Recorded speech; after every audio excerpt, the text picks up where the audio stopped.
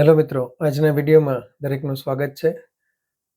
આજે આપણે વિડીયોમાં ચર્ચા કરશું એક આઈપીઓની જે આવતીકાલથી 20 તારીખથી ખુલે છે. એ આઈપીઓની ચર્ચા કરીએ આગળ એ પહેલાં એક ડિસ્ક્લેમર કે હું કોઈ સબ રજિસ્ટર્ડ એનાલિસ્ટ નથી. તો અહીંયા જે કોઈ આઈપીઓની ચર્ચા થાય એ ફક્ત આપણે એજ્યુકેશનલ પર્પઝ માટે સમજવી. એપ્લાય કરવું કે ન કરવું એ નિર્ણય તમે તમારા ફાઇનાન્શિયલ એડવાઇઝરની સલાહ લઈને કરશો. તો આજે જે આઈપીઓની આપણે વાત કરવાની છે એ છે સેનોરસ ફાર્માસ્યુટિકલ્સ. આમ તો મિત્રો બીજા પણ આઈપીઓ કેટલા બધા લાઇનઅપ છે પાછળ અને આની સાથે જ હોય એવા પણ ઘણા બધા આઈપીઓ છે. તો વિચાર એમ થતો હતો કે જેમ છેલ્લે આપણે એક સાથે 5 આઈપીઓનો સાથે વિડીયો કર્યો તો એવી જ રીતે સમરી કરી લઈએ. પણ વિડીયો થોડો લાંબો થઈ જાય છે અને કેટલીક ડિટેલ્સ પણ જે કહેવાય ને કે એ મિસિંગ ના થઈ જાય, એટલે ઇન્ટરેસ્ટિંગ લાગતી હોય એવી કંપનીનો આપણે અલગથી જ વિડીયો બનાવીશું. અને જો કોઈ કંપનીમાં વધારે કંઈ ખાસ સિગ્નિફિકન્ટ કોઈ નોંધપાત્ર વસ્તુઓ ન હોય તો પછી એનું આપણે સાથે બનાવી લઈશું. તો સોનરસ ફાર્માસ્યુટિકલ કંપની, એક મિત્રની કોમેન્ટ હતી કે શાહ અને પટેલ અટક ધરાવતી એ પ્રમોટર હોય અને ગુજરાતની કંપની હોય એવી કંપની વિશે જણાવો. તો મિત્ર, આમાં પણ એવું જ છે. શાહ અટક ધરાવતા જ પ્રમોટર છે, એમાંના એક પ્રમોટર જે છે અને ગુજરાતની જ કંપની છે. બોપલ પાસે ક્યાંક ઓફિસ આવેલી છે. કંપની લગભગ 2017થી કાર્યરત છે અને કંપનીનું મેઇન કામ ફાર્માસ્યુટિકલ નામ પ્રમાણે દવાની કંપની છે.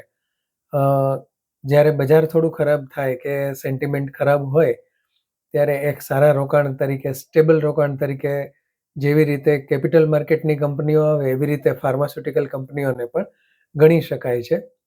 અને આજની દિવસે જોવા જઈએ તો માર્કેટમાં ખૂબ ઘટાડો હતો, પણ ફાર્મા કંપનીઓ પ્રમાણમાં ઓછી ઘટી હતી અથવા તો નહીવત ઘટી હતી. ફાર્મા ઇન્ડેક્સ મેન્ટેન હતો, એટલે થોડીક ડિફેન્સિવ કંપની પણ કહી શકાય. હમણાં જ એક કંપનીનો આઈપીઓ ગયો અને લિસ્ટિંગ સારું થયું હતું, સાઈ લાઈફ સાયન્સીસ.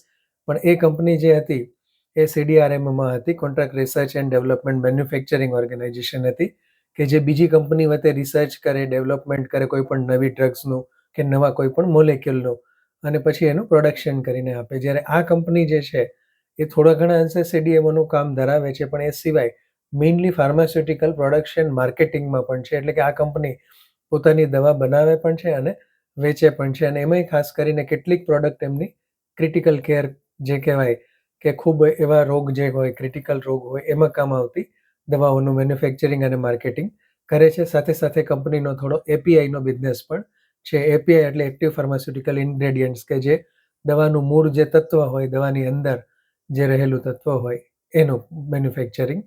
એપીઆઈમાં આપણે હમણાં જ સારી કંપનીઓમાં ખૂબ સારો એવો રનઅપ જોયો છે. ડિવિસ લેબથી માંડી અને એપીઆઈ બનાવતી કંપનીઓમાં સારી એવી તેજી જોવા મળી હતી. તો આ કંપનીનો એ પણ એક બિઝનેસ છે, સાથે સાથે ફાર્માસ્યુટિકલ માર્કેટિંગ છે. સૌથી પહેલાં ઓવરવ્યૂ જોવા જઈએ તો કંપનીની પ્રેઝન્સ ઇન્ડિયા ઉપરાંત અમેરિકા, કેનેડા જેવા બીજા ઘણા પણ લગભગ 40-41 દેશોમાં કંપની પોતાનો બિઝનેસ ધરાવે છે. એટલે કંપનીની પ્રેઝન્ટ સારી કહી શકાય, સેક્ટર સારું કહી શકાય, ફાર્મા સેક્ટર.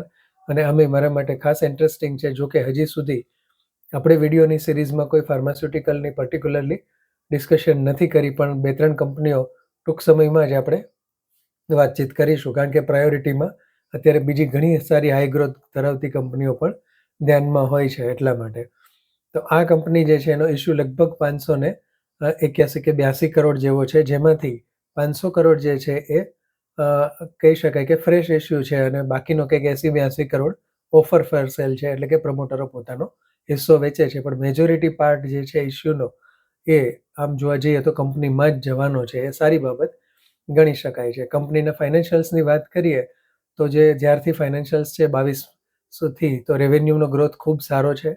23-24માં ખાસ કરીને ખૂબ સારો રેવન્યુ ગ્રોથ મળેલો છે અને એકદમ હાઈ જમ્પ જે કહેવાય એવો જબરજસ્ત રેવન્યુમાં ગ્રોથ છે. પ્રોફિટમાં પણ એ જ રીતે છે. 22માં 1 કરોડની અંદર છે, પછી 8 કરોડ, પછી સીધો 32 કરોડ.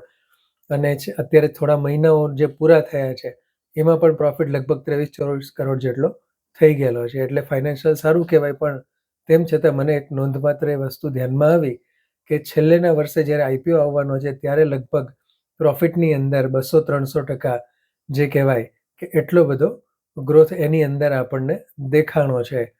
એટલે થોડું ઘણું એ એક શંકાસ્પદ તો ન કહી શકાય, કારણ કે દરેક કંપનીઓ જે છે એમાં જરૂરી નથી કે એમણે ખાસ કરીને હેતુપૂર્વક કે દર્શાવ્યો હોય.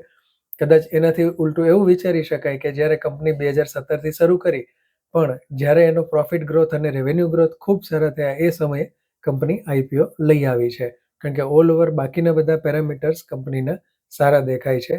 કંપનીના જે લીડ મેનેજર્સ છે એમાં એક નામ એમ્બિટ કેપિટલ છે અને નુવામા હેલ્થ છે. આ બંને ખૂબ રેપ્યુટેડ નામ કહી શકાય. રજિસ્ટર્ડ પણ સારા છે. એટલે ફાઇનાન્શિયલ્સ જે કહેવાય એ પણ કંપનીના ખૂબ સરસ છે. જે કંઈ ફિગર આવેલા છે. હવે સૌથી અગત્યની વસ્તુ જે કહેવાય ગ્રે માર્કેટ પ્રીમિયમ. તો ગ્રે માર્કેટ પ્રીમિયમ પણ લગભગ જોવા જઈએ તો 36% માંડીને 38-39% સુધીમાં ગ્રે માર્કેટમાં કામ થયું છે.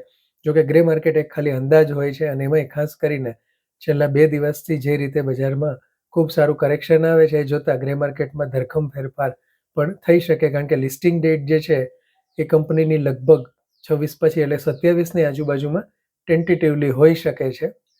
લગભગ 22થી 23 કે 24 તારીખ સુધી આઈપીઓનો સમય છે. તેમ છતાં જેટલા પણ આઈપીઓ અત્યારે હજી આવનારા છે અને બીજા અત્યારે ચાલી રહ્યા છે, આ બધામાં 2-4 આઈપીઓ એવા ગોતીએ આપણે કે જેમાં આપણે એપ્લાય કરવું જ જોઈએ દરેક એકાઉન્ટમાંથી. તો એમાં આ આઈપીઓ આવી શકે છે. બીજું, છેલ્લા વિડીયોમાં સનાથલ ટેક્સટાઇલ અને કોન્કોર્ડ બાયો એ બંનેના જે આપણે કહેવાય કોન્કોર્ડ એનવિરો એ બંનેના ગ્રે માર્કેટ પ્રીમિયમ અવેલેબલ નહોતા, પણ સનાથલ ટેક્સટાઇલમાં 10%થી શરૂ થઈ 18% સુધીના ગ્રે માર્કેટ પ્રીમિયમમાં કામ થયું છે. અને કોન્કોર્ડ એનવિરો જે છે એની અંદર પણ 6%થી માંડીને 9-10% સુધીનું કામકાજ થાય છે. તો આ બધું ગ્રે માર્કેટને પ્રીમિયમને ધ્યાનમાં રાખી અને તમારી કેપિટલને ધ્યાનમાં રાખી અને એપ્લાય કરવું કે નહીં એ નિર્ણય તમે લેશો અથવા તમારા ફાઇનાન્શિયલ એડવાઇઝરની સલાહ લઈ શકો છો. સેનોરસ ફાર્માસ્યુટિકલમાં હું જેટલા ડીમેટ એકાઉન્ટમાં પોસિબલ બને એ દરેક એકાઉન્ટમાંથી એપ્લાય કરવાનો 100% મેં વિચાર કર્યો છે. તમારો શું નિર્ણય છે તે કોમેન્ટમાં જણાવશો. પણ હજી ઘણા બધા આઈપીઓને જોતા બિગ એચએનઆઈ કે સ્મોલ એચએનઆઈમાં વિચાર કરતો નથી. તમારું મંતવ્ય ખાસ લખજો મિત્રો, કોમેન્ટ લખજો. આ વિડીયોને વધુમાં વધુ મિત્રો સુધી પહોંચાડો. સબસ્ક્રાઇબ કરો ચેનલને અને લાઇક કરશો. ધન્યવાદ. જય હિન્દ.